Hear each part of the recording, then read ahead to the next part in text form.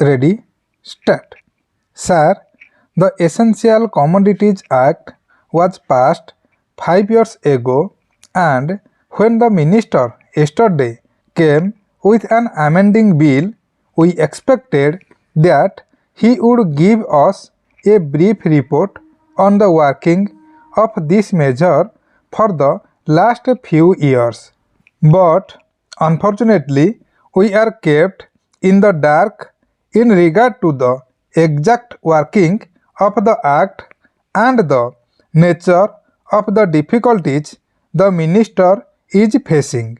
Sir, as far as I know, many of the provisions of this enactment have been observed more in violation by his agents at the state level.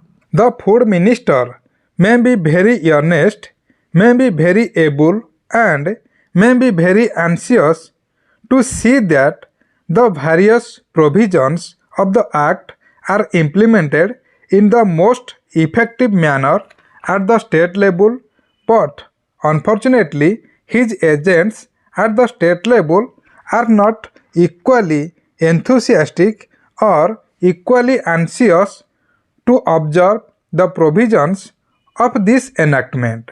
The most important objectives of this enactment are to control the supply and distribution of commodities and to maintain a stable price level.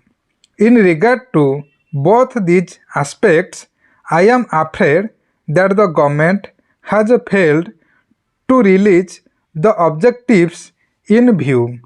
Sometime past, when there was scarcity of food grains, attempts were made to make procurement from certain wholesale merchants and from rice mills.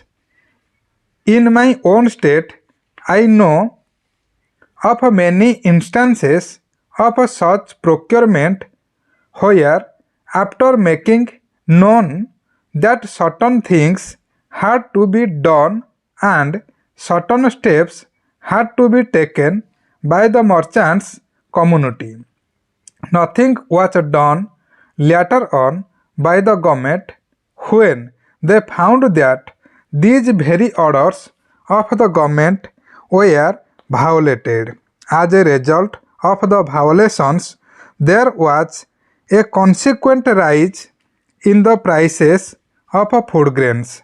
In respect of other commodities like iron and steel, paper, etc., we see a lot of speculative activities, but the provisions of the Act have not been brought to bear on them.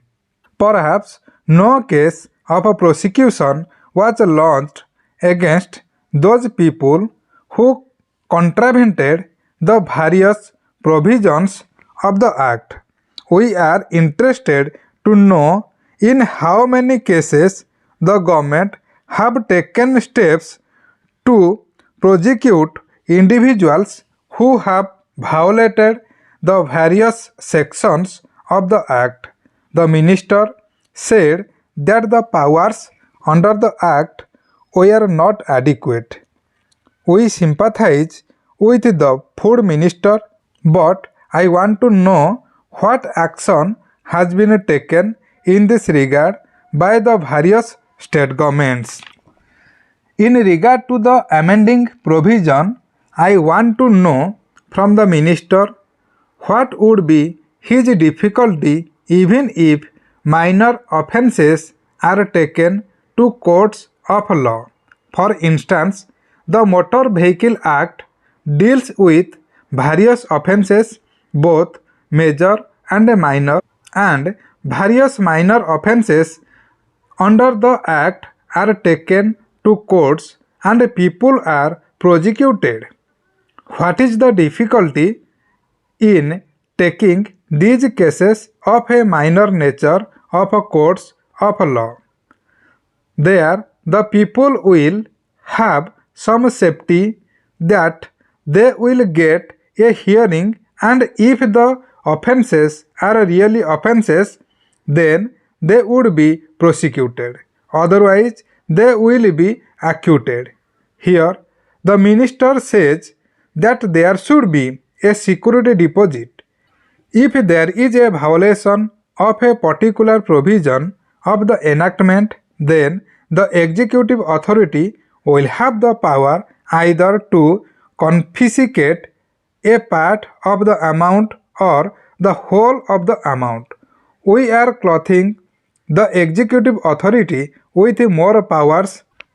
I do not grudge giving powers to the executive authority provided they are used properly and effectively and in a most fair manner.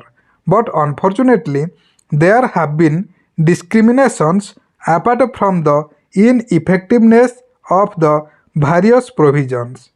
Wherever these provisions were used, there had been discriminatory use of these provisions against a few or in favor of a few. Normally, when officers are clothed with more powers, there is large scope of corruption.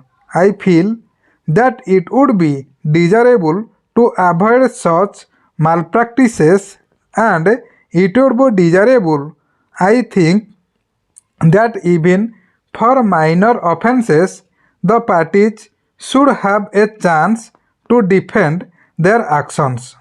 I do not think that this problem of dealing with minor offences will become complex or complicated in any way if we take them to courts of law. I want a reply from the minister in what way he is suffering from a handicap in dealing with minor offences or offences of a technical nature. The honorable member made a point that even if this thing was acceptable to the House, he did not know what amount would be demanded as security.